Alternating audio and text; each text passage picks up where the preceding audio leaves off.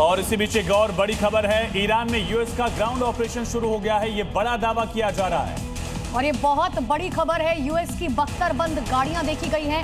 अब तक सिर्फ आसमान में ये लड़ाई लड़ी जा रही थी और अब ये लड़ाई जमीन पर भी शुरू हो चुकी है। यूएस की बख्तरबंद गाड़ियां ईरान की सीमा पर देखी गई हैं। कुर्दिस्तान होते हुए गाड़ियां आगे बढ़ रही हैं, बॉर्डर के पास हैं, लेकिन जिसका जिक्र हमारे खास मेहमान लगातार कर रहे हैं, ये एक साइकोलॉजिकल वॉर भी, एक दबाव डालने की कोशिश जो है वो भी अमेरिका की तरफ से दिख रही है ताकि आईआरजीसी में दबाव बढ़े। तेल अवीव पर क्लस्टर बम से हमला किया गया है और हमले के बाद तेल अवीव में जोरदार धमाका हुआ है। जायोनिस्ट शहर में क्लस्टर बम गिरे हैं। रमल्ला में भी भीषण विस्फोट हुआ है। ईरान ने क्लस्टर बम से हमला किया है। ये बड़ी और अहम खबर है। ये तस्वीरें आप देखिए किस तरह से क्लस्टर बम के अटैक के बाद आयरन डोम के लिए भी बहुत बड़ी चुनौती होगी। तेल अवीव पर क्लस्टर बम से हमला और उसके बाद तबाही का डर जो है वो इजरायली कैपिटल सिटीज में दिख रहा है। तो हिजबुल्लाह की तरफ से भी इस्तेमाल किया गया था क्लस्टर बम। और क्लस्टर बम के बारे में जैसे कि जानकारी थी कि एक जगह गिरता है और उसके बाद बहुत बड़े वाइड एरिया को कवर करता है।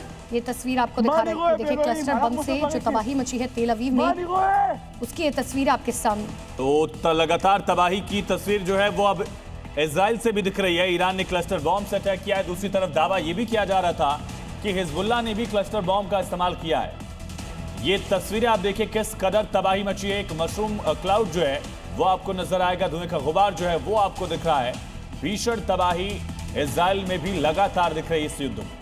ईरान को लेकर डोनाल्ड ट्रंप का फिर से बयान सामने आया। ईरान की 60% मिसाइलें हमने नष्ट कर दी है।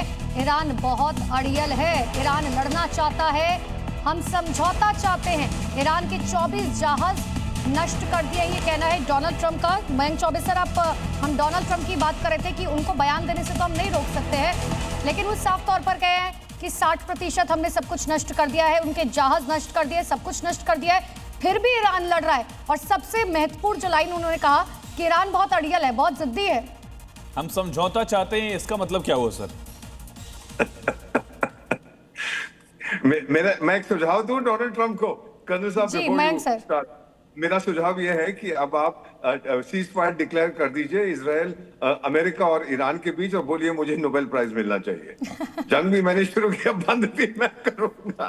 We can sit here and laugh, लेकिन वहां जो तबाही मच रही है, I feel sorry for that. लेकिन ये समझौता करेगा कौन सर? आप कह रहे हैं कि हम नए सुप्रीम लीडर से बात नहीं करेंगे, आईआरजीसी इस समय डिसेंट्रलाइज है, समझौता आप कर देंगे किससे? रजा पहलवी से करेंगे क्या वो समझौता? लीडरशिप तो कहीं से आनी पड़ेगी ना sir. Sorry, go ahead colonel साहब। मयंक सर, आप सुन पा रहे हैं? शायद मयंक सर तक आवाज नहीं पहुंच रही है। दीपक सर, आप जवाब देना चाहेंगे इसका?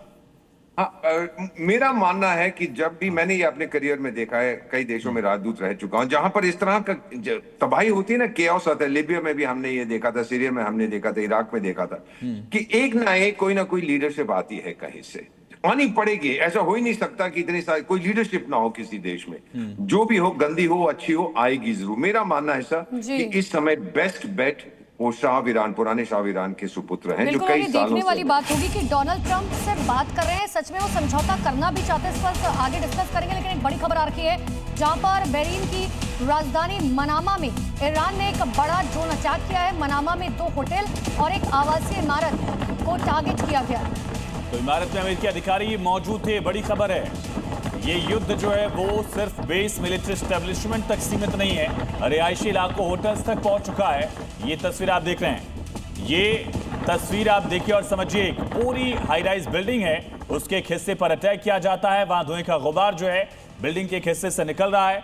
रात की जो तस्वीरें आपको दिखाई, वहां एक पार्क में जो आग की लपटें हैं वो आपको दिख रही हैं। तो ये तस्वीर देखिए किस तरीके से इस बिल्डिंग से धुआं निकलता हुआ नजर आ रहा है।